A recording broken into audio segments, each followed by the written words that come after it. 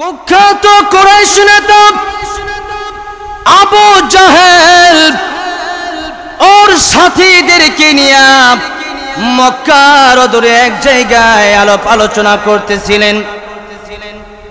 হঠাৎ করে একজন ভিক্ষুক আবু জাহেলের কাছে গিয়া বলল, আবু জাহেল একটু ভিক্ষা আমার দিবানি, ভিক্ষা। আবু জাহেল ভিক্ষা তো দিবে না, কারণ তো তারা তো দানের মর্যাদা জানে না। এই যে আজকের প্রধান অতিথি সাহেব লক্ষ লক্ষ টাকা দিলেন এই মাদ্রাসার জন্য, আরো যারা দান করলেন, এই দানের ফজিলত আগে হুজুর বলছে, এরপরে তো মানুষ দান করছে, যেরকম ঠিক কিনা? অথবা যদি হুজুর নাও বলে থাকে, মুসলমান যারা ইমানদার যারা তারা তো আগে থেকেই জানে, কারণ আল্লাহ পাক রব্বুল আলামিন কোরআনুল কারীমের মধ্যে বলে দিলেন, ইন্নামাল মুমিনুনা আল্লাযীনা আমানু বিল্লাহি ওয়া রাসূলিহি সুম্মা লাম ইয়ারতাবু ওয়া জাহাদু বিআমওয়ালিহিম وأنفسهم في سبيل الله أولئك هم الصادقون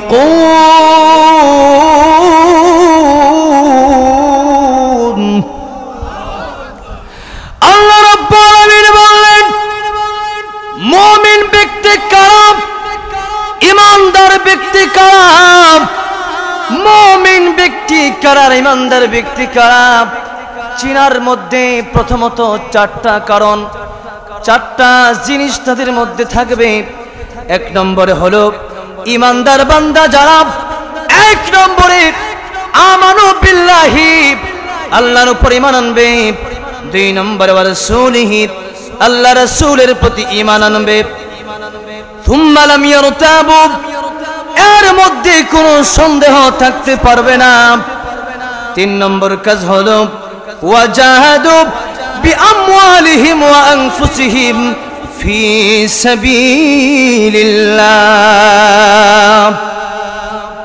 তিন নম্বর কাজ হলো তারা জিহাদ করবে তাদের মাল দ্বারা, ধন সম্পদ দ্বারা। ধন সম্পদ এটা কার দান? আর জোরে বলেন, কার দান? কোন মানুষের যদি অনেক বুদ্ধি হয়, ওই মানুষটা বুদ্ধি দিয়ে ইচ্ছা করলেই মানুষটা সম্পদের মালিক হতে পারে না। অনেক এমন বুদ্ধিজীবী আছে, দাদার বুদ্ধি দেখবেন চায়ের দোকানে গেলে দাদার বুদ্ধির অভাব নাই, কিন্তু ঘরের ভিতরে চাউল নাই, এমন লোক আছে না নাই? আমার শুধু শিক্ষাগত যোগ্যতা থাকলেই ধন সম্পদ হয় না।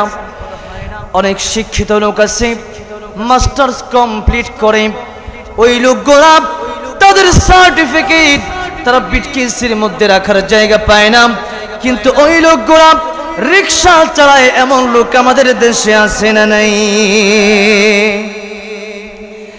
এজন্য আমার ভাইরা, বুদ্ধি থাকলে আর শিক্ষাগত যোগ্যতা থাকলে ধন সম্পদ কামাই করা যায় না। ধন সম্পদ যাদেরকে দেয় এটা আল্লাহর ইচ্ছা থাকার দরকার আছে না নাই? আল্লাহ যাদেরকে ইচ্ছা করেন তাদেরকে ধন সম্পদ দেয়, আর এই ধন সম্পদটা যাদেরকে দেয়, যাদেরকে আল্লাহ পাক এই ছাড়া দেয়, এই সব কিছু দেওয়ার পিছনে একটা কারণ আছে না নাই? আর জোরে বলেন, আছে না নাই? কারণটা হলো আল্লাহ রাব্বুল আলামিন এই পৃথিবীতে আমাদেরকে পাঠিয়েছেন, এর কারণটা হলো الذي خلق الموت والحياة ليبلوكم أيكم أحسن عملا وهو العزيز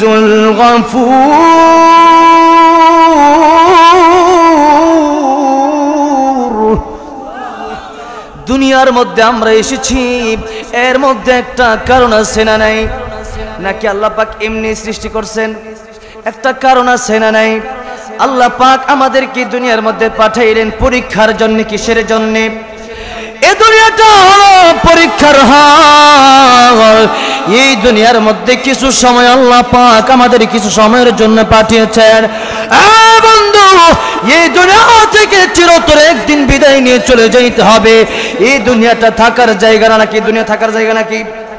যেরকম থাকার জায়গা, यहाँ हम सब मुसाफिर हैं, कब्र आखिर ठिकाना, कोई आगे रवाना है, कोई पीछे रवाना। ठीक ना?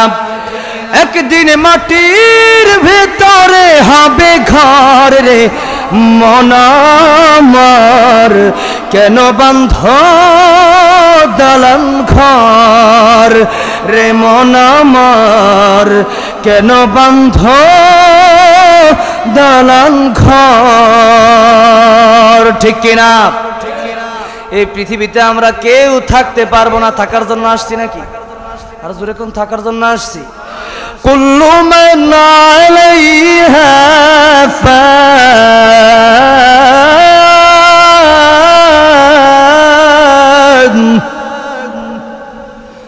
ওয়া ইয়াবকা ওয়াজহু বিকা যুল জালালি ওয়াল ইকরাম।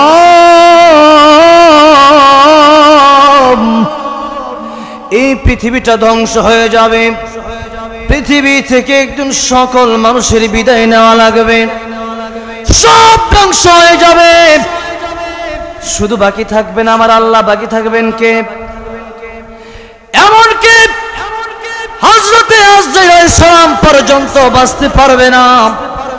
সব মানুষগুলো যখন খতম হয়ে যাবে, বিদায় হয়ে যাবে, আল্লাহ রাব্বুল আলামিনের কাছে গিয়ে বলবেন, প্রভু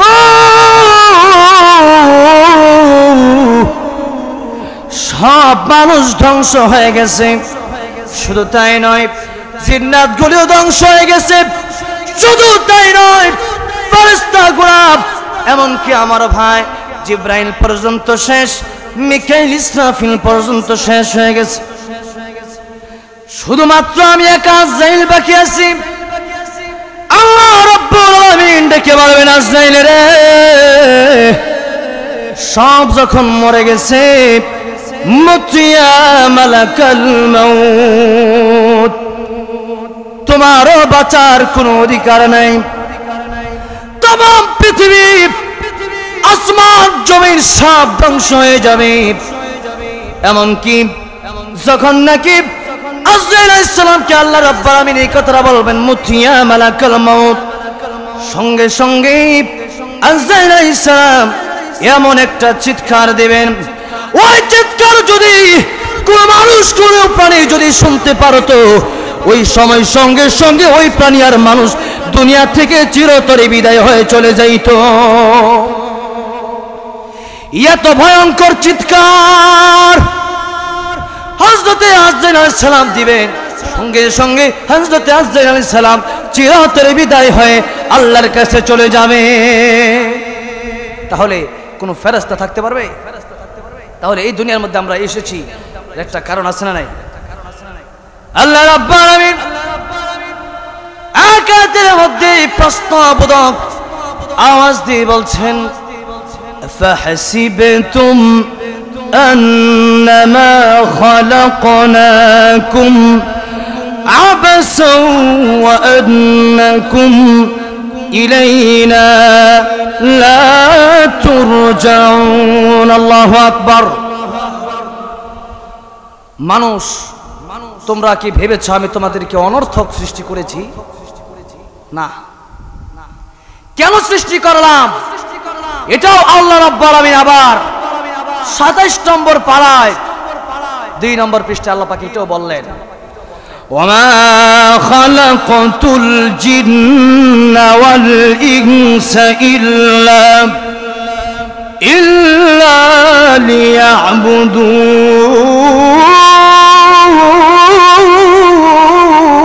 লিয়াবুদুন।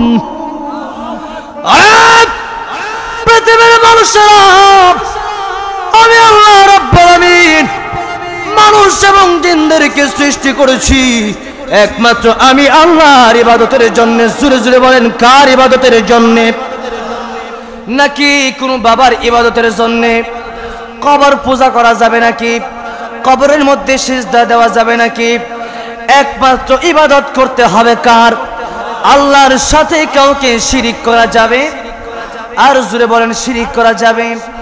আল্লাহর সাথে কাউকে শিরিক করা যাবে না। শিরকটা হলো মারাত্মক গুনাহ।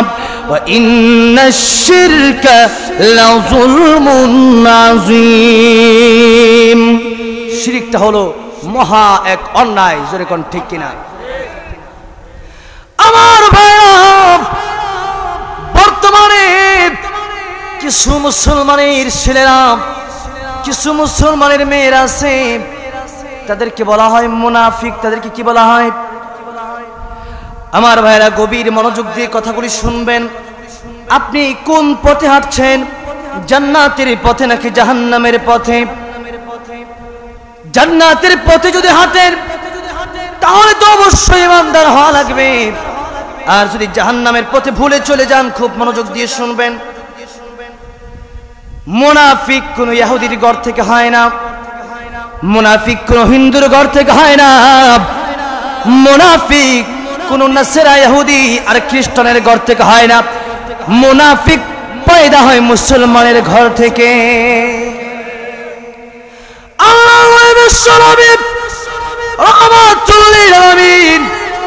উনি নামাজ পড়ান, একজন লোক নামাজ পড়েন। নামাজ যখন পড়ে এমন সময় হযরত জিবরাইল আলাইহিস সালাম আল্লাহ নবীর কাছে মুনাফিকের লিস্টটি নিয়ে আসলেন। মুনাফিকদের লিস্টের মধ্যে সর্বপ্রথম যার লিস্টটি, ওই ব্যক্তিটা দেখা যায় নামাজও পড়ে আবার মুনাফিকিও করে। আল্লাহ নবী বিশ্ব নবী রাহমাতুল লিল আলামিন জিবরাইলকে ডেকে ডেকে বললেন, জিবরাইল রে, এই যে লোকের নাম প্রথম সারিতে দিয়েছো, প্রথম যার নামটা লিখেছো, ওই ব্যক্তিটা আমার পেছনে নামাজ পড়ে, রোজাও রাখে, ওয়াজ করে, যাকাতও দেয়, সব করে, তাহলে এই লোকটা কিভাবে মুনাফিক হয়ে গেল? এখন বোঝা গেল মুনাফিক নামাজ পড়তে পারে, রোজা রাখতে পারে, কিন্তু ইসলামের পক্ষেও থাকে, আবার ইসলামের বিরুদ্ধেও কথা বলে। এমন লোক আছে না নাই? দেখবেন কিছু লোক মাহফিলের মধ্যেও থাকে, আবার গান হইলে, বাজনা হইলে ওই যে নায়িকাদের সঙ্গে নাচবার লাগেও চলে, যেমন লোক আছে না নাই? আবার কিছু লোক আছে মুসলমানদের ঘর থেকে জন্ম হয়েছে কিন্তু মাহফিল গুলা বন্ধ করে দেয়, এমন লোক আছে না নাই? যতক্ষণ পর্যন্ত সুর চলে ততক্ষণ তাদের কানের ভিতরে আওয়াজ ভালো লাগে, কিন্তু যখন নাকি সুর দেয় না, বক্তা যখন হক কথাগুলি বলে, বক্তা যখন কোরআনের কথা বলে, বক্তা যখন সুদের বিরুদ্ধে কথা বলে, বক্তা যখন ঘুষের বিরুদ্ধে কথা বলে, যখন নাকি বক্তা চুরের বিরুদ্ধে কথা বলে, যখন নাকি বক্তা পর্দার যখন নাকি পর্দার জন্য কথা বলে, তখনই কিছু লোক আছে দেখবেন সরাসরি মাহফিলের মধ্যে বক্তাদের মাইকটা পর্যন্ত সরায় দেয়। জোরে কোন ঠিক কিনা? টাটকা মুনাফিক চিল্লা কোন ঠিক কিনা? মুসলমান হতে পারে না। আমার ভাইরা, এই জন্যে শুধু মিষ্টি খাওয়ার নাম সুন্নত নয়, শুধু নামাজের মধ্যে যাওয়ার নাম সুন্নত নয়। সুন্নত হলো ওই সুন্নত, যে সুন্নতটা হলো আমার নবী ইসলামের জন্য রক্ত দিয়েছেন। যদি প্রয়োজন হয় আমরা ইসলামের জন্য রক্ত দিতে পারি। জোরে কোন ঠিক কিনা? কারা কারা যে মুসলমানদের হাত তুলে দেখাও।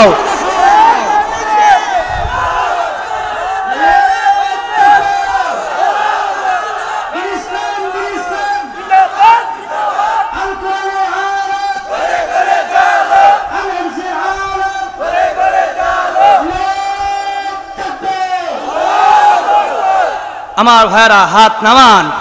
আমরা এই জায়গাটার মধ্যে বসে বসে কোরআন থেকে কথা বলি। এই গ্রন্থটা কার পক্ষ থেকে এসেছে? জোরে বলেন, কার পক্ষ থেকে এসেছে?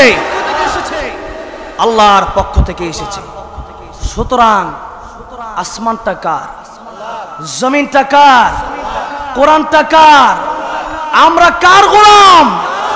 আল্লাহর গোলাম হয়ে আল্লাহর কোরআনের কথা বলবো, কারো কাছে পারমিশন নিতে আমরা চাই না।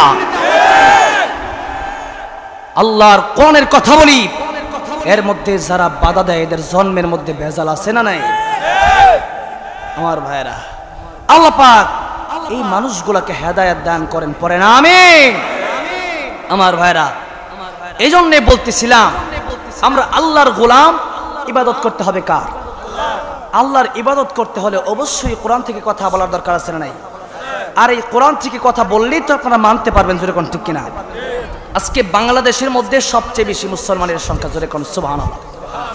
আজকে যারা খবর নেয়, যারা প্রত্যেকটা দেশের খবর নেয়, তারা আজকে বিশ্বের মধ্যে সব দেশের খবর নেওয়ার পরে দেখলো নবীর জন্য সবচেয়ে বেশি নবীর পক্ষে কথা বলছে বাংলাদেশের মুসলমান। এই জন্য বলি বাংলাদেশটা হচ্ছে আল্লাহ আল্লাহর রাসূলের দেশ, কোরআনওয়ালাদের দেশ, শাহজালালের দেশ, শাহপরানের দেশ। এটা কোন নাস্তিকের দেশ নয়। এই দেশের স্বাধীনতা এনেছে মুসলমান। আমার ভাইরা, এই জন্য সেই কোরআন থেকে আমরা কথা বলবো, মুসলমান রাজি আছি না নাই? আমার ভাইরা, এই জন্যে আল্লাহ পাক আমাদেরকে পাঠিয়েছেন ইবাদতের জন্য। কিসের জন্য? যেরকম কিসের জন্য? ইবাদত করার জন্য পাঠিয়েছেন। এই জন্য একমাত্র দাসত্ব আর ইবাদত করতে হবে কার? যেরকম কার? আমার ভাইরা, এমন সময় বর্তমানে যেরকম মুনাফিক আছে, কাফের বেঈমানরা আছে, যখন এই লোকটাই ভিক্ষুকটা যখন আবু জাহেলের কাছে ভিক্ষা চাইছিল, মনে আছে নাই? আবু জাহেলের কাছে যখন ভিক্ষা চাইছে, তখন আবু জাহেল সে দেখলো কাবা শরীফের ভিতরে হযরতে আলী কাররামাল্লাহু ওয়াজহু বসা। কে বসা? হযরত আলী রাদিয়াল্লাহু তাআলা। আমার ভাইরা, যার ব্যাপারে আল্লাহর নবী বিশ্বনবী বলেছেন, আমি হলাম মদিনার, আমি হলাম ইলম, আর আলী হলো, আমি হলাম ইলমের শহর, আর সেই শহরের দরওয়াজা হলো হযরতে আলী। জোরে কোন সুবহানাল্লাহ। সেই আলী রাদিয়াল্লাহু তাআলা আনহু তিনি মক্কা শরীফের মধ্যে বসা।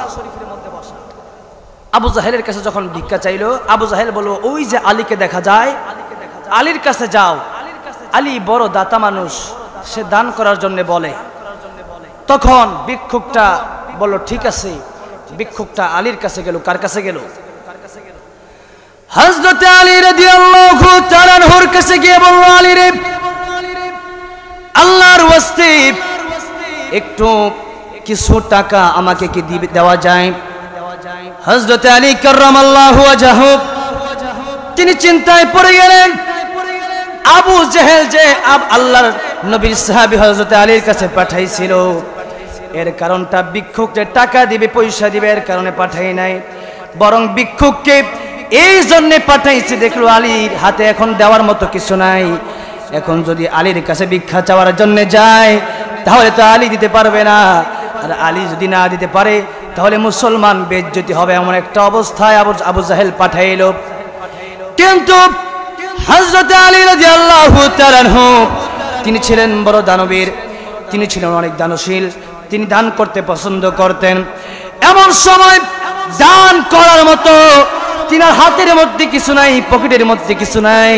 তিনি চিন্তা করলেন, আল্লাহ রাব্বুল আমিন তো দান করার জন্য বলেছেন, এখন আমি কোন জায়গা থেকে দান করব?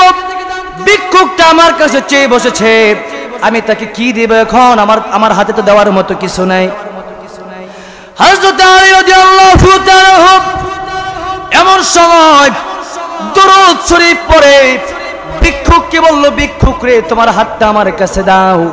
হাতটা যখন আলীর কাছে দিল, হযরত আলী রাদিয়াল্লাহু তাআলা আনহুর কাছে হাতটা দেওয়ার সঙ্গে সঙ্গে এবার আলী রাদিয়াল্লাহু তাআলা আনহু হাতটা মুষ্টি করে একটা ফু দিয়ে দিলেন, আর বললেন, তুমি আবু জাহেলের সামনে যাওয়ার পরে হাতের মুষ্টিটা খুলবা। হযরত আলী রাদিয়াল্লাহু তাআলা আনহুর কথা অনুযায়ী ভিক্ষুকটা আবু জাহেলের সামনে যখন গেল, আবু জাহেল চিন্তা করতে লাগলো, আলী তো কিছু দিতে পারে নাই, আলীর কাছে তো কোনো টাকা নাই, আলীর কাছে তো কোনো খাবার নাই, আলী তো তাকে কিছু দিতে পারে নাই। এখন তাহলে তো অবশ্যই ভিক্ষুকটা খালি হাতে আসবে। এখন যখন ভিক্ষুকটা তার সামনে আসলো, এমন সময় ভিক্ষুকটা হযরত আলীর কথা অনুযায়ী হাত খুললো। এমন সময় তাকায় দেখে ওই হাতটা তো ছিল খালি, ওই হাতের মধ্যে এমন একটা মুক্তা, যে মুক্তার দাম ছিল ওই যুগের 1000 স্বর্ণ মুদ্রা। আবু জাহেল অবাক হয়ে গেল, কি রে এত দামি মুক্তা আলী কোথায় পেল? তার বিশ্বাস হয় না, ভিক্ষুককে হয়তো আলী দেয় নাই, ভিক্ষুক হয়তো অন্য কোথাও থেকে এই মুক্তা এনেছে। বিশ্বাস হয় না। আবু জাহেলের লোকেরা ওই জায়গা থেকে উঠে এবার চলে গেল হযরতে আলী রাদিয়াল্লাহু তাআলা আনহুর কাছে। আলী, এই যে মুক্তা তার হাতের মধ্যে দিলাম, মুক্তা কোন জায়গা থেকে তুমি পেয়েছো? হযরতে আলী কাররামাল্লাহু ওয়াজহাহু ডেকে বলছেন, এই আবু জাহেলের লোকেরা শোনো, আমার হাতে এত দামি মুক্তা দেওয়ার মতো অবস্থা ছিল না, কিন্তু যখন ভিক্ষুকটা আমার কাছে ভিক্ষা চাইল, আমার কাছে যখন আল্লাহর ওয়াস্তে কিছু চাইল, আমি ভিক্ষুককে খালি হাতে ফিরিয়ে দিতে পারলাম না। আমি আলী তখন দুরূদ শরীফ পড়ে ফু দিয়েছি, সঙ্গে সঙ্গে আমার আল্লাহর রহমতে ওই ভিক্ষুকের হাতের মধ্যে মুক্তা জন্ম হয়ে গেছে। এমন সময় বিস্ময়কর এই ঘটনা শুনে একজন নয়, দুইজন নয়, 3 জন কাফের হযরতে আলী রাদিয়াল্লাহু তাআলা আনহুকে বলেন, আলী রে, আমাদেরকে পড়ে দাও লা ইলাহা। আপনি যদি নাটক করে যান, আপনি যদি ছবি করে যান, আপনি যদি মুভি করে যান, আপনি যদি মরে যান, আপনার ছবি যত মানুষ দেখবে আপনার কবরে সেই গুনাহ জারিয়া চলে যাবে। আর আপনি যদি সদকায়ে জারিয়া করেন, মাদ্রাসায় দান করেন, মসজিদে দান করেন, এটাই আপনার সম্বল। জোরে কোন ঠিক কিনা? যেটা জমাবেন, যেটা রেখে দিবেন, বাড়ি করতে পারবেন, 10 তলা করতে পারবেন, 20 তলা করতে পারবেন, সব করতে পারবেন, কিন্তু এটা খেতে পারবেন না। খেতে পারবেন? একদিন কবরের ভিতরে চলে যেতে হবে। সেদিন আপনার জন্য কেউ বলবে না 10 তলা বাড়ির মধ্যে 1টা তলা তোমার জন্য বরাদ্দ করে দিলাম, কেউ বলবে? অথচ আপনার টাকায় এই বাড়ি করলেন, গাড়ি কিনলেন, 3টা কাপড়ের টুকরা ছাড়া 1টা টাকাও কবরের ভিতরে দেওয়া হবে। আমার ভাইরা, এই জন্য আসুন, 3টা জিনিস আপনার থাকবে, যেটা আপনি খাইছেন, যেটা আপনি পড়েছেন, যেটা আপনি দান করলেন। কয়টা জিনিস? যেটা আপনি খেয়েছেন, যেটা আপনি পড়েছেন, যেটা আপনি দান করেছেন, এগুলোই আপনার সম্বল। এছাড়া কোনো সম্বল নাই। মরে যেতে হবে, যে কোনো সময় মরে যেতে পারে। প্রতিদিন সফর করি, প্রতিদিন সফর, রমজানের আগেও মাহফিল নেওয়া, রমজানের পরেও আরো ডেট নেওয়া, দিনে 2টা-3টা মাহফিলও থাকে। এমন সময় এই মাহফিলগুলো করে আমার গলার অবস্থা বেশি ভালো না, বুঝতেই পারতেছেন। বহু দূর থেকে প্রোগ্রাম করে করে, দিনের বেলা ক্লাস করে করে, আবার তাফসিরে জালালাইন পড়ি, এটা পড়ে আবার রাতের বেলায় প্রোগ্রামে রওনা দিতে হয়, প্রতিদিন চিল্লাইতে হয়। এখন অনেকেই বলে, কিসের ওয়াজ করো? যারা এখন থেকে করবে না, তাহলে কি বুড়া হয়ে করবো নাকি? জোরে কোন ঠিক কিনা? এখন থেকে করার দরকার আছে না নাই? অনেকেই বলে, কিসের দাওয়াত দেন? তাহলে যদি এখন দাওয়াত দিতে না পারি, যারা তাবলিগে গেছে, তাবলিগের মধ্যে দেখবেন এমন লোক আছে করে নাই। জোরে কোন ঠিক কিনা? দাওয়াত দিতে হবে, যতটুকু জানি ততটুকু আমাদের জানাতে হবে। জোরে কোন ঠিক কিনা? এজন্যে অনেক বড় আলেম হওয়ার যে প্রয়োজন, এটা শর্ত না। শর্ত হইল একটা মানুষ যতটুকু ইসলামের ব্যাপারে জেনেছে ওটা জানা দিবে। জোরে কোন ঠিক কিনা? নাইলে তো তাবলিগের মধ্যে গিয়া সব একটা মাওলানা লয়ে যাওয়ার দরকার। জোরে কোন ঠিক কিনা?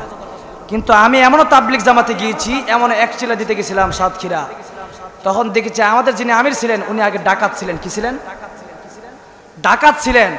কিন্তু ওনার কথা, ওনার বাড়ি টঙ্গী, ওনার বাড়ি, ওনার কথা শুনলে চোখ দিয়ে অঝরে পানি ঝরে। আল্লাহু আকবার। তাহলে মানুষ যতটুকু জানে এটা জানার দরকার আছে না নাই? এই জন্য আমার ভাইরা, যে কথাগুলি বলবো, আল্লাহ পাক যেন কথা বলি আগে বলে নেই, আল্লাহ পাক যেন এই মাহফিলকে কবুল করেন, বলেন আমিন। আমার জবান থেকে যেন খুব অল্প সময় কথা বলবো, আর আধা ঘন্টার মতো কথা বলবো। আল্লাহ পাক যেন আমার জবান থেকে দিনই কোরআন থেকে হাদিস থেকে কিছু কথা যেন বের করে দেয়, পড়ে না আমিন। আমার ভাইরা, আমি আপনাদের সামনে পবিত্র কোরআনুল কারীমের 6 নম্বর পারা থেকে 5 নম্বর সূরা সূরাতুল মাইদা এই আয়াতের 55 এবং 56 নম্বর আয়াত তেলাওয়াত করেছি। এই আয়াত থেকে আমি আপনাদের সামনে কিছু বলার চেষ্টা করব, বলি ইনশাআল্লাহ। আরো জোরে বলি ইনশাআল্লাহ। ইনশাআল্লাহ জায়গা মতো বলা দরকার আছে না নাই? ইনশাআল্লাহ ওই যে গরু কিনতে গেছে, অনেক ইনশাআল্লাহ বলে নাই, তাহলে তো এমন অবস্থায় যে গরু কিনতে যায়, এখন বন্ধুর সাথে দেখা, বন্ধু কই যাও, গরু কিনতে যায়, ইনশাআল্লাহ বলো, পকেটে টাকা আছে, তো ইনশাআল্লাহ বলার দরকার কি? আবার বন্ধু আসতেছে বাজার থেকে, বন্ধুর সাথে আবার দেখা, কিরে বন্ধু গরু কই? বন্ধু রে গরু কেমনে কিনবো? বাজারে গেছিলাম, বাজারে গিয়ে দেখি পকেটে তো টাকা ছিল, কিন্তু এখন তো টাকাটা চুরি হয়ে গেছে, ইনশাআল্লাহ গরু কিনতে পারি নাই, ইনশাআল্লাহ। বন্ধু এখন যত ইনশাআল্লাহ পড়ো না কেন, টাকা পাওয়া যাবে না, গরু কিনা যাবে, এখন আর দরকার নাই, ইনশাআল্লাহ জায়গা মতো বলতে হবে, যেরকম ঠিক কিনা আমার ভাই। এই জন্য আজকে আলোচনা করব, আল্লাহ পাক এই আয়াতের মধ্যে বলছেন, ইন্নামা ওয়ালিয়ুকুমুল্লাহু ওয়া রাসূলুহু ওয়াল্লাযীনা আমানুল্লাযীনা ইউকিমুনাস সালাহ ওয়া ইউতুনাজ যাকাতা ওয়া হুম রাকিউন। জোরে বলি আল্লাহু আকবার। আল্লাহ পাক বলছেন, রায় পৃথিবীর মানুষেরা শোনো, বন্ধু কাদেরকে বানাবা, তোমার বন্ধু কে হবে এটা আল্লাহ রাব্বুল আমিনের কাছ থেকে পরামর্শ নেওয়ার দরকার আছে না নাই? তোমার বন্ধু কে হবে, আজে বাজে বন্ধু বানানো যাবে? বন্ধু কাদেরকে বানাবা এটা আল্লাহ রাব্বুল আমিন কোরআনুল কারীমের মধ্যে বলছে, জোরে কোন ঠিক কিনা? বন্ধু বানাবেন তিন শ্রেণীকে বন্ধু বানাবেন, 3 শ্রেণীকে বন্ধু বানাতে হবে, আর 5 শ্রেণীর লোকদেরকে বন্ধু বানানো যাবে, 5 শ্রেণীর লোককে বন্ধু বানানো যাবে না। 5 শ্রেণীর লোকগুলা কারা এটা আমি আমার আলোচনার সামনে বলবো। 3 শ্রেণীর লোক তো তারা 3 শ্রেণীর লোক নয়, 2 জন হলেন। 1 নম্বরে হচ্ছেন আল্লাহ, 1 নম্বরে আল্লাহ 3 জনকে বন্ধু বানাতে হবে। এর মধ্যে 1 নম্বরে কে? আরো জোরে বলেন 1 নম্বরে কে? 1 নম্বর হচ্ছেন আল্লাহ রাব্বুল আমিন। এইজন্য আল্লাহ পাক রব্বুল আমিন বললেন, ইন্নামা ওয়ালিয়ুকুমুল্লাহু ওয়া রাসূলুহু ওয়াল্লাযীনা আমানু। তোমাদের বন্ধু তো আল্লাহ, জোরে কোন কে? তোমাদের বন্ধু তো আল্লাহ। আল্লাহ রাব্বুল আমিন, আমাদের প্রাণ হলো আল্লাহর হাতে, জোরে কোন কার হাতে? তিনি তো আমাদের বন্ধু হওয়ার কথা, কারণ হলো বিপদের সময় যিনি বন্ধু তিনি আসল বন্ধু, যেরকম ঠিক কিনা? আর বন্ধু ভালো মানুষকে বন্ধু বানানোর দরকার আছে না নাই?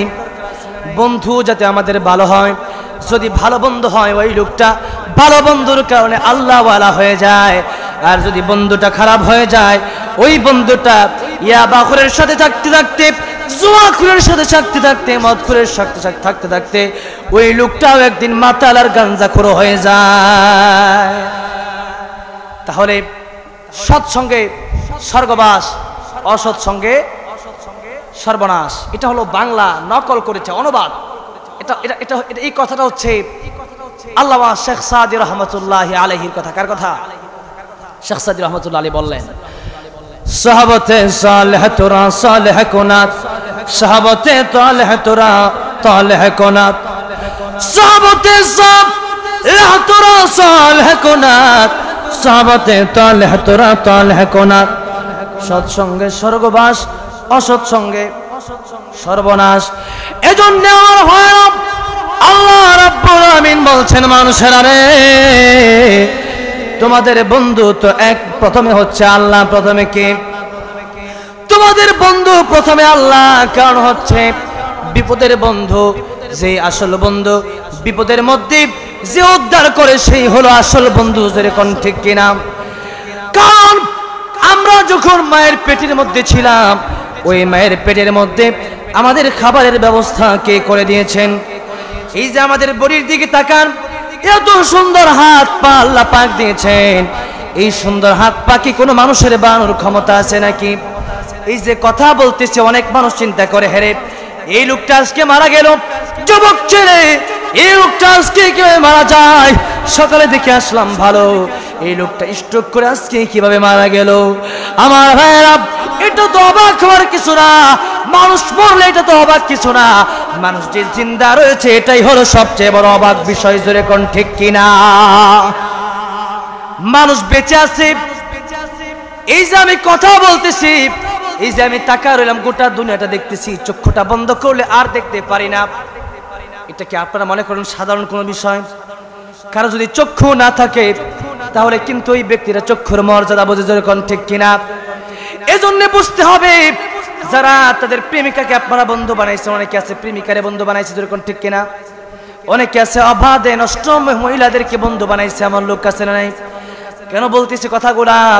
অনেক লোক আছে আজকে সমাজে, তারা দেখবেন তাদের প্রেমিকাকে না পাইলে আই লাভ ইউ টু যদি না বলে তাইলে তারা গলার মধ্যে দড়ি। আবার দেখা যায় কিছু সময় দেখা যায় এক দড়িতে দুইজন, ঠিক কিনা? ঠিক আছে, যেহেতু আমার বাপেও রাজি না, তোমার বাপেও রাজি না, দুইজন মিলে আত্মহত্যা করে হলো জান্নাতে যাই গিয়া, ঠিক কিনা? তোর মতো বেটারে তুই আল্লাহরে ভালো না বাসা এই একটা মেয়ের জন্য আত্মহত্যা করলি, তোর মতো বেটারে আল্লাহর জান্নাত দেওয়ার ঠেকা পড়ছে রে, ঠিক কিনা? মনে হয় জান্নাত মামুর বাড়ির কলা।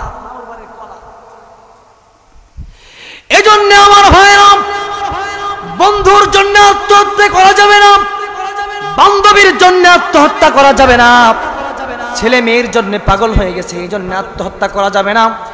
জীবনটা দিতে হবে একমাত্র আল্লাহর জন্য, জোরে কোন কার জন্য? কারণ যে চোখ দিয়া মেয়ের জন্য পাগল হলেন, ওই চোখটা কার দান, জোরে কোন কার দান? আর যদি ইউসুফ আলাইহিস সালাম যখন বাদশার দরবারে ছিলেন, জুলেখা ইউসুফের জন্য পাগল হয়ে গেছে, জুলেখা সব পড়া দরজা বন্ধ করে দিলেন, এবার ইউসুফ আলাইহিস সালামকে ডেকে ডেকে বলছেন, ইউসুফ রে, অনেক দিনের জল্পনা কল্পনা, তোমার ভালোবাসা আমি পেতে চাই, তোমার প্রেম আমি পেতে চাই, তোমার জন্য আমি দেওয়ানা হয়ে গেছি।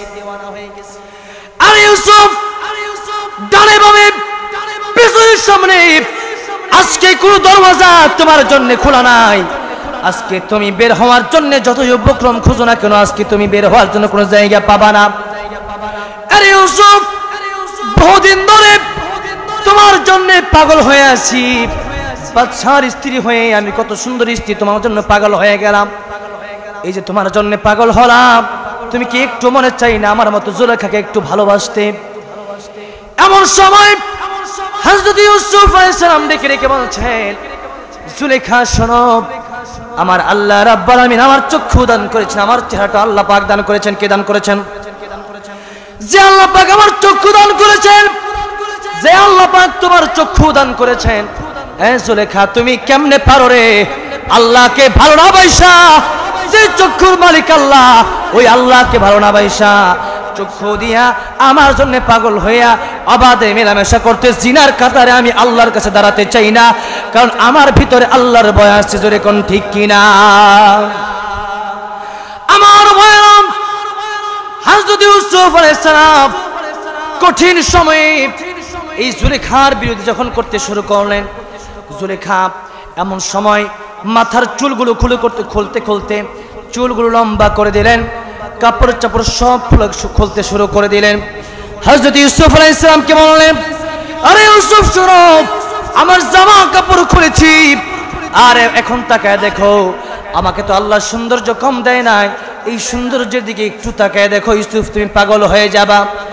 ইউসুফ বলে না যে আল্লাহ আমাকে চক্ষু দান করেছেন, আজকে যদি আমি অন্ধ হয়ে যেতাম, আজকে যদি আমার আল্লাহ চক্ষু না দিত, কত মানুষ অন্ধ হয়ে যায়, আজকে যদি কোটি কোটি টাকা যদি তারা খরচ করে, এই চোখটা কি ফিরিয়ে আনা সম্ভব নাকি?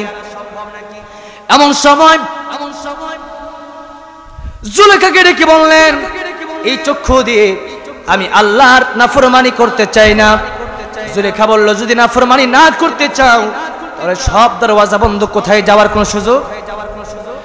আল্লাহর রহমতে ইউসুফ আলাইহিস সালাম ডানে বামে সামনে পিছনে তাকায় দেখে যখন সবগুলো দরজা মারা, এমন সময় ইউসুফ আলাইহিস সালাম দরজা থেকে বের হয়ে যাওয়ার চেষ্টা করলেন। চেষ্টা করা বান্দার কাজ, পূরণ করার দায়িত্ব কার? আসতে বলবেন না কার? আমার ভাইরা, হযরত ইউসুফ আলাইহিস সালাম এমনি এমনি যায়, যখন বের হয়ে গেল, দৌড় যখন দিল, সবগুলো দরওয়াজার তালা আমার আল্লাহ রাব্বুল আলামিন খুলে দিয়েছে। ইউসুফ আলাইহিস সালাম দরজাগুলো পার হয়ে রাজার দরবারে, রাজার সামনে গিয়ে উপস্থিত হয়ে গেল। এমন সময় জুলেখাও পিছন দিকে টান দিল। ইউসুফ আলাইহিস সালাম, এখন ইউসুফ আলাইহিস সালাম বিপদে পড়ে গেল, জুলেখাও আরো বেশি বিপদে পড়ে গেল। জামা ধরে টান দিল, জামা ধরে টান দেওয়ার পর অনেক কথা। এমন সময় দেখা গেল পিছন দিকে জামা টান দিয়েছে, তার মানে পিছন দিকে ছিঁড়া থাকলে দোষ হইল জুলেখার। কার দোষ? সামনের দিকে যদি ছিঁড়া থাকতো তাহলে দোষ ছিল ইউসুফ আলাইহিস সালামের।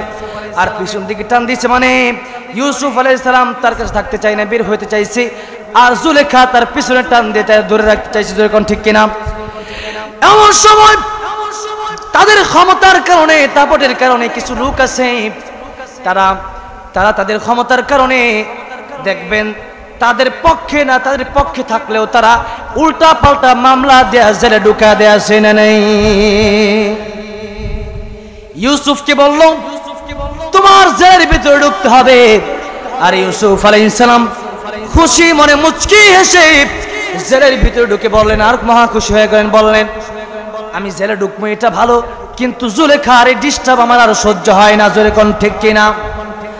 আমার ভাইরা, এই জন্যে দেখবেন যদি কারো দোষ না থাকে আর যদি জেলখানায় নিয়ে যাওয়া হয়, যদি আমরা তাফসীরের কারণে আমাদেরকে যদি জেলখানায় নিয়ে যাওয়া হয়, আমরা হাসি মুখে আমাদের জীবনটারে আল্লাহর জন্য কোরবানি করে দিতে চাই।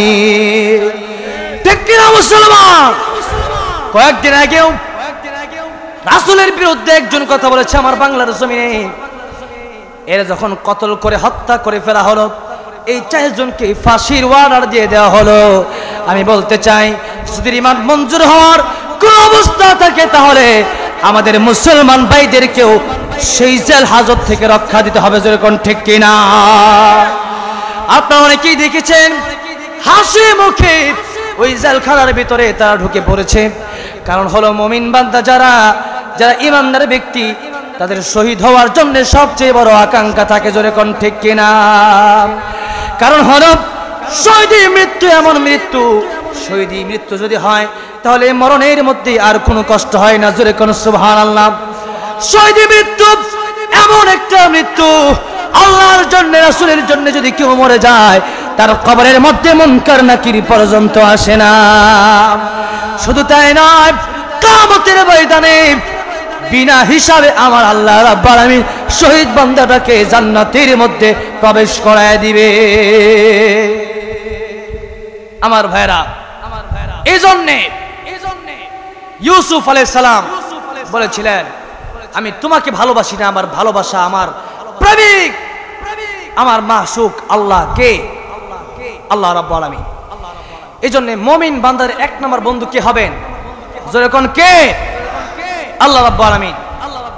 আমার ভাইরা, 2 নম্বরে মুমিন বান্দার আমাদের বন্ধু হবে আল্লাহ রাসূল সাল্লাল্লাহু আলাইহি সাল্লাম। কে হবেন? আল্লাহর নবী। যখন কে?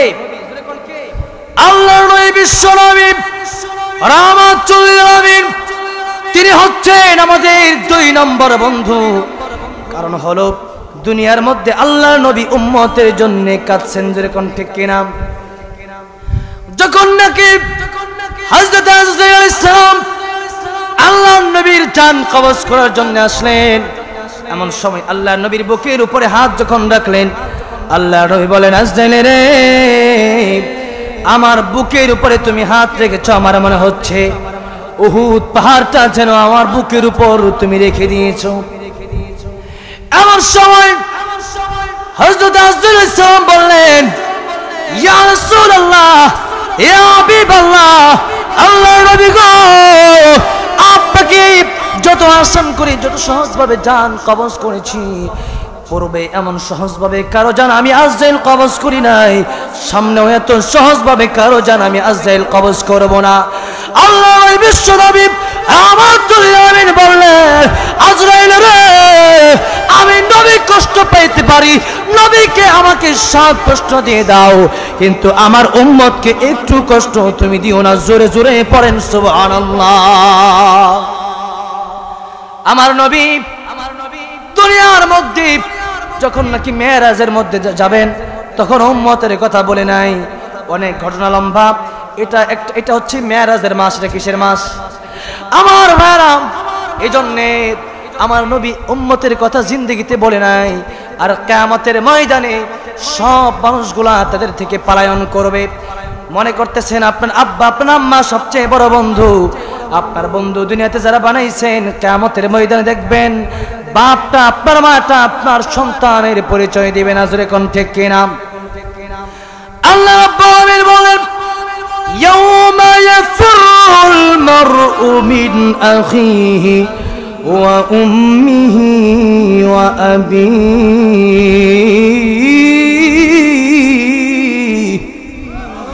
ওয়া সাহিবাতিহি ওয়া বানিহি।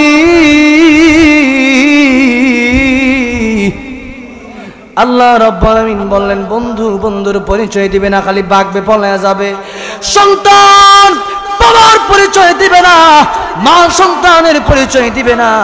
এমন সময় কোন নবী হযরত আদম আলাইহিস সালাম থেকে নিয়ে হযরত ঈসা আলাইহিস সালাম পর্যন্ত একজন উম্মতের জন্য সুপারিশ করবেন না। সুপারিশ করবেন কেবলমাত্র বিশ্ব নবী হযরত মুহাম্মদুর রাসূলুল্লাহ। সকলেই পড়েন সাল্লাল্লাহু আলাইহি ওয়াসাল্লাম। হে রাসূল, তোমাকে ভুলি আমি কেমন করে, হাজারো ব্যথা বেদনার পরে ফিরে আসনি তুমি আপন ঘরে, দিনের আলো তুমি ছড়িয়ে দিতে চলে গেলে মদিনায় মক্কা ছেড়ে। হে রাসূল, তোমাকে ভুলি আমি কেমন করে, ঠিক কিনা? এজন্যে কিয়ামতের ময়দানে আল্লাহর নবী বিশ্ব নবী রাহমাতুল আলামিন উম্মতের জন্য সুপারিশ করবেন। জোরে কোন ঠিক কিনা? তাহলে সেই নবীকে বন্ধু বানানোর দরকার আছে না নাই? 3 নম্বরে যাদেরকে বন্ধু বানাবেন, 3 নম্বরে বন্ধু বানাতে হবে ঈমানদারকে। কাদেরকে? 3 নম্বরে বন্ধু বানাতে হবে ঈমানদারকে। এরপর আল্লাহ পাক বললেন, ওয়াল্লাযীনা আমানুল্লাযীনা ইউকিমুনাস সালাতা ওয়া ইউতুনাজ যাকাতা ওয়া হুম রাকিউন। যারা ঈমান এনেছে আর যারা নামাজ পড়ে আর যারা যাকাত আদায় করে, নামাজ কায়েম করে, যাকাত আদায় করে, রুকুকারীদের সাথে রুকু করে, আল্লাহ রাব্বুল আলামিন বললেন তাদেরকে তোমরা বন্ধু বানাও। তাদেরকে বন্ধু বানাইলে লাভ আছে না নাই? আরো জোরে কোন আছে না নাই? তাদেরকে বন্ধু বানাইলে কি লাভ, কি পুরস্কার? এই বন্ধু বানাইলে আল্লাহ রাব্বুল আলামিন এরপরে আয়াতে 56 নম্বর আয়াতে সূরা মায়েদার 56 নম্বর আয়াতে আল্লাহ পাক বলছেন, ومن يتولى الله ورسوله والذين آمنوا فإن حزب الله هم الغالبون। জোরে বলি আল্লাহু আকবার। আল্লাহ বললেন, যারা আল্লাহর রাসূল এবং যারা বিশ্বাসীদেরকে, যারা ঈমানদারকে বন্ধু বানাবে, যারা ঈমানদারকে বন্ধুর রূপে গ্রহণ করবে, তারাই আল্লাহর দল। তারা জোরে কোন, তারা কার দল? দল হলো 2টা। জোরে কোন দল? কয় প্রকার? একটা হলো আল্লাহর দল, আর একটা হলো কার দল? জোরে কোন? একটা হলো আল্লাহর দল। উলাইকা হিজবুল্লাহ আলা ইন্না হিজবাল্লাহি হুমুল মুফলিহুন। একটা কার দল? আল্লাহ দলের নামকে বলা হয় হিজবুল্লাহ। কি? আর শয়তানের দলের নাম হলো হিজবুশ শয়তান। কি? হিজবুশ শয়তান। আমরা কোন দলে থাকতে চাই? হিজবুল্লাহ। কার দলে? আল্লাহর দলে। কার দলে? আল্লাহর দলে আমরা থাকতে চাই। আর শয়তানের দল আছে না নাই? শয়তানের দল কারা কারা একটু চিনার দরকার আছে না নাই? একটু চিনা দেওয়া যায়। যারা সুদ খায় রইল শয়তানের দল। কার দল? যারা ঘুষ খায় রইল শয়তানের দল। কার দল? যারা চুরি করে রইল শয়তানের দল। কার দল? যাদের কোরআনের কথা ভালো লাগে না রইল শয়তানের দল। কার দল? আর যাদের নাকি আল্লাহ আল্লাহ রাসূল ভালো লাগে না এরাই হলো শয়তানের দল। কার দল? আমরা থাকতে চাই আল্লাহর দলে। কার দলে? যেরকম কার দলে? আল্লাহ এবং আল্লাহ রাসূলের দলে যদি কেউ থাকতে পারে ওই বান্দারের 1 নম্বর পুরস্কার হলো আল্লাহ রাব্বুল আমিন ওই বান্দার জীবনের সমস্ত গুনাহগুলি আল্লাহ মাফ করে দিবেন।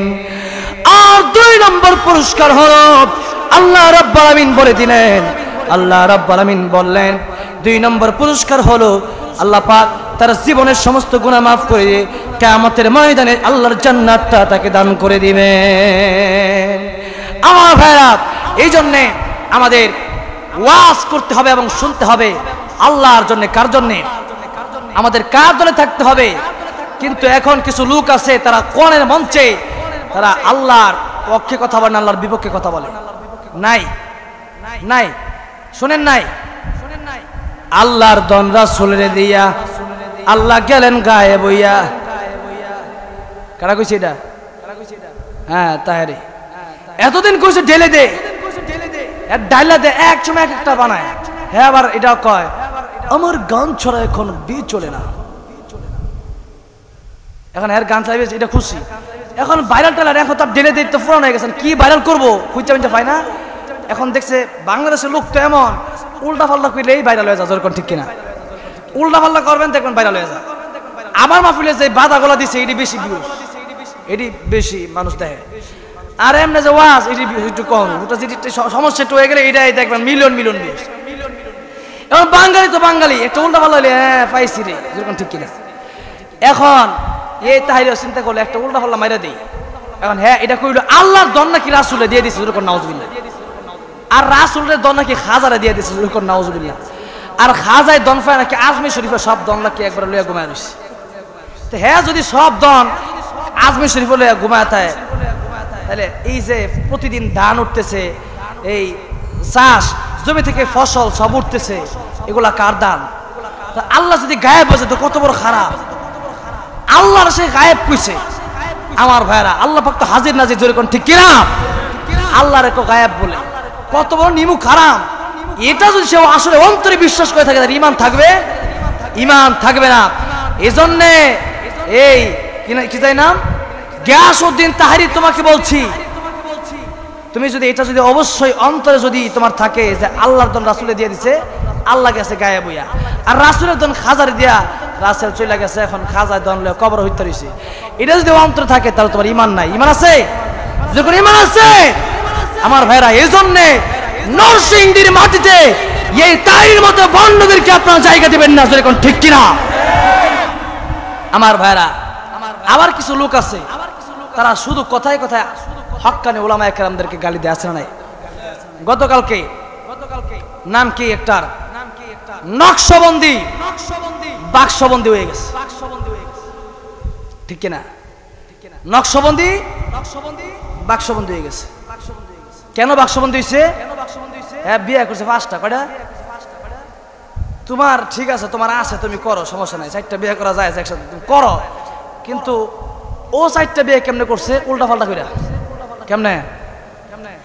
এই লোকটা হক্কানি উলামায়ে কেরাম আমাদের আল্লামা আহমদ শফি রহমাতুল্লাহ আলাইহিকে নিয়ে বহুবার বাজে মন্তব্য করেছে। আল্লামা আহমদ শফি রহমাতুল্লাহ আলাইহি বলেছিলেন মেয়েদেরকে দেখলে মানুষের আকৃষ্ট সৃষ্টি হয়। কথা বলেন ঠিক কিনা? একটা তেঁতুল দেখলে এখন যদি এরকম যদি করি জিহ্বায় পানি আসে কি আসে না? আসে। এখন তেঁতুলের কথা শুনলে জিহ্বায় পানি আসে। একটা তেঁতুলের কথা শুনলে যদি পানি আসতে পারে, মেয়ে মানুষদেরকে আল্লাহ পাক বানাইছেন পুরুষের লাগে। কার লাগে? এই পুরুষের জন্য মেয়ে বানাইছেন, তাহলে মেয়েদেরকে দেখলে তো আকৃষ্ট হবে নিজের। কোন ঠিক কিনা? কি মেয়েদেরকে ভালো লাগে না? মেয়েদেরকে ভালো না লাগলে তো সমস্যা, তাহলে জান্নাতের মধ্যে কি হুর নেওয়া দরকার আছে নাই? মেয়েদেরকে ভালো না লাগলে হুর নিবেন কেমনে? এরকম ঠিক কিনা? হুর নেওয়ার দরকার আছে না নাই? মুরব্বী বাবার আঁকো আছে, আজকে হুন তারে বই কই যে আমারও তো আরেকজন দরকার না। যাক, এখন এই যে একটা অবস্থা, এখন মনে করেন এই অবস্থার মধ্যে ও আল্লামা আহমদ শফী রহমতুল্লাহ আলাইহি একটা কথা বোঝানোর জন্য বলছিল যে তেঁতুল যেমন একটা ঠোঁটে পানি আসে, লালা আসে, ঠিক তেমনি ভাবে মানুষের মেয়ে লোকের প্রতি একটা আকৃষ্ট আছে না নাই? যদি কেউ না থাকে তাহলে তো এটা পুরুষই না, যদি ঠিক কিনা? আরে আমারও তো আছে, আমার নাই, আপনারও তো আছে নাকি নাই? নাইলে বিয়ে করবো কেমনে? এখন মনে করেন তাইলে এটা আল্লামা আহমদ শফী বোঝানোর জন্য বলছেন। এখন আল্লামা আহমদ শফী রহমতুল্লাহ আলাইহি উনি বলতেছেন আহমদ শোকি, কি বললেন? আহমদ শোকি, যেরকম নাউজুবিল্লাহ। এরকম আল্লাহর ওলি দেখেছেন আপনার, লক্ষ লক্ষ মানুষ তা জানাজা হয়েছে, যেরকম ঠিক কিনা? এরকম একজন আল্লাহর ওলি, এর মধ্যে কোনো সন্দেহ নাই, আছে নাকি? ওনারা নিয়ে গালি দেয়। এরপরে বর্তমান আমাদের আমির হেফাজত আল্লামা জুনায়েদ বাবুনগরী দাওয়াত বরকাতুহু আলিয়া, ওনাকেও পর্যন্ত গালি দিচ্ছে। শুধু তাই নয়, আমাদের রাহবার ছিলেন আল্লামা জুবায়ের আহমদ আনসারী রহমতুল্লাহ আলাইহি, ওনাকে পর্যন্ত গালি দিচ্ছে। ওনার মুখে একটু সমস্যা হয়েছিল, মরার আগে বলল আমাদেরকে বলে বেদাতি মাজার পূজারি, এই জন্য তার মুখে আল্লাহ পাক দিছে ব্যাঙ্গায়, যেরকম নাউজুবিল্লাহ। এরকম একটা বদমাইশ কয়েকবার মনে হয় জেলে গেছে। অনেকেই জেলে যায় হক কথা বলে, কিন্তু হ্যাঁ জেলে গেছে কি লিগে? আকাম কোকাম করে, যেরকম ঠিক কিনা? এর বইয়ের লগে সব কথা ফাঁস হয়ে খালি হ্যার ভিডিও আইতাছে, যেরকম ঠিক কিনা? এত খারাপ ভাষা তার বউরে যে কি কি গালি দিছে আল্লাহ জানে। এরকম ব্যক্তি ওয়াজ করে, ওয়াজ, তাহলে এরকম একটা বক্তা যদি ওয়াজও করে আবার যদি নামাজও না পড়ে, এরকম বক্তা দরকার আছে? একটা বক্তা যদি ওয়াজও করে আবার যদি হারামও খায়, এরকম বক্তা দরকার আছে?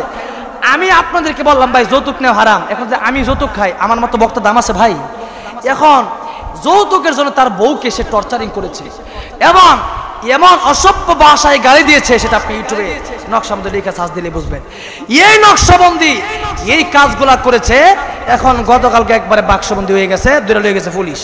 এখন মনে করেন এই যে গালি দিল আবার ওয়াজও করে, আর হলে মাজার পূজারি, মাজার পূজা কইরা কবরের মধ্যে সেজদা দেয়া। এই ভাই কবরের মধ্যে সেজদা দেওয়া যাচ্ছে? জোরে কোন, এরা কবরের মধ্যে নাকি সেজদা দিব? কবরের এমন এমন অবস্থা যে আল্লাহর চাইতে হাজারে বেশি উপরে দেয়, জোরে কোন নাউজুবিল্লাহ। তাহলে আমার ভাইরা এটা করা তো সম্পূর্ণ হারাম। কারণ হলো মাজারের মধ্যে আপনি যেটা মোমবাতি দেন, আপনি বলেন না কেন, আপনি বলেন একটা মোমবাতি যে আপনি মাজারের মধ্যে দেন, না কবরের ভিতরে আলো গেল না আপনার কাছে আসলো, যেরকম ঠিক কিনা? আমার ভাইরা এই জন্যে বুঝতে হবে, আপনি একটা জিনিস যদি খান, একটা সিঙ্গারা খান, সেই সিঙ্গারাটা খাইলেও লাভ আছে না নাই? এটা খাইলেও আপনি ইবাদত করবেন কার? আর যদি কোন কার? আল্লাহর ইবাদত করবো, এই জন্য সিঙ্গারা খাইলেও লাভ আছে, কিন্তু মাজারের মধ্যে দিলে কোনো লাভ নাই। এই জন্য আমার ভাইরা আসেন, আমরা সর্বসময় এক নাম্বার বন্ধু বানাবো কাকে? আর যদি কোন কাকে? 2 নম্বর বন্ধু আমাদের বিশ্বনবী, 2 নম্বর বন্ধুকে, 2 নম্বর বন্ধু হলেন বিশ্বনবী, 3 নম্বর বন্ধু হলো ইমানদার যারা নামাজ পড়ে। নামাজি ব্যক্তিকে আমরা বন্ধু বানাতে চাই, যদি কোন ঠিক কিনা? যারা যাকাত আদায় করে, যারা রুকু করে, তাদেরকে আমরা বন্ধু বানাতে চাই। রাজি আছেন? কারা কারা হাত তুলে দেখতে চাই? নারে তাকবীর! হাত নামান, আল্লাহ পাক কবুল করেন, বলেন আমিন। আমার ভাইরা আসেন, 3 শ্রেণীকে বন্ধু বানানো যাবে, 3 জনকে বন্ধু বানানো যাবে, আর 5 শ্রেণীর লোককে বন্ধু বানানো যাবে না। যদি কয়েকজন কোন কয় শ্রেণীর? আমার ভাইরা 5 শ্রেণীর লোককে কখনো বন্ধু বানানো যাবে না। মিথ্যাবাদীকে বন্ধু বানানো যাবে না। কারণ হইল যারা মিথ্যা কথা বলে তারা বন্ধুর সাথে ধোঁকা দেওয়ার, তারা ধোঁকা এক সময় দিতে পারে, যদি কোন ঠিক কিনা? যে কোনো সময় আপনাকে বলবে এক কথা, আরেকজনকে গিয়ে লাগা দিবে আরেক কথা, যদি কোন ঠিক কিনা? এই জন্য মিথ্যুককে কখনো বন্ধু বানানো যাবে।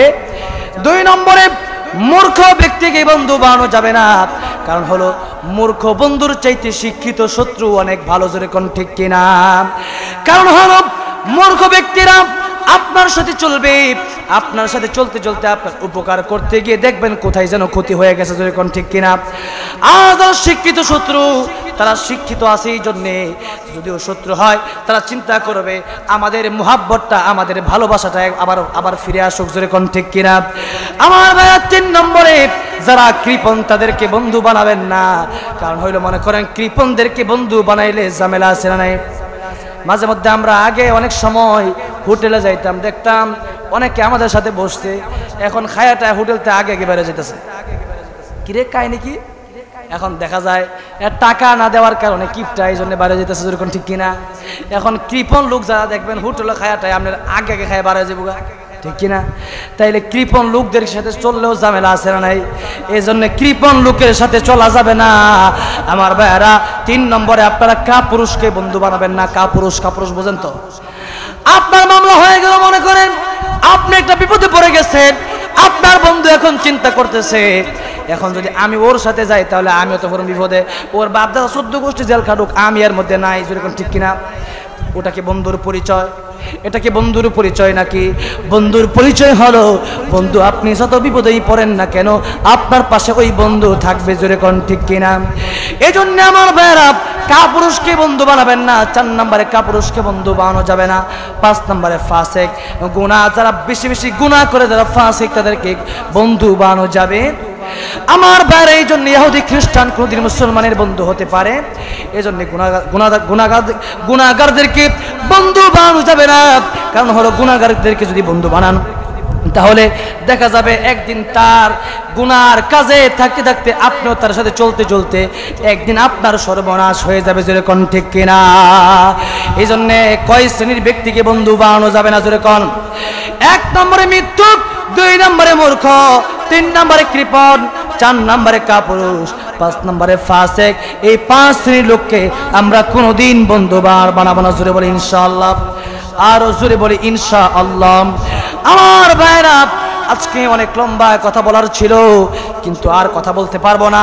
আজকে যে কথাগুলি বললাম আল্লাহ পাক যেন আমাদের সকলকে আমল করার তৌফিক দান করেন। সকলে বলেন আমিন, আর জোরে বলেন আমিন।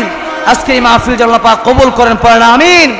3 শ্রেণীর লোককে বন্ধু বানাবো, 5 শ্রেণীর লোককে বন্ধু বানাবো না, বলে ইনশাআল্লাহ। এটা নিয়ে যদি চলতে পারি হয়তো আমাদের জীবন পরিবর্তন হয়ে যেতে পারে, যেরকম ঠিক কিনা? আমার ভাইরা এজন্য আসেন, দোয়া হবে আল্লাহ পাক যেন আমাদের কথাগুলি ভালো কথাগুলি আমল করার তৌফিক দান করেন। সকলে বলেন আমিন।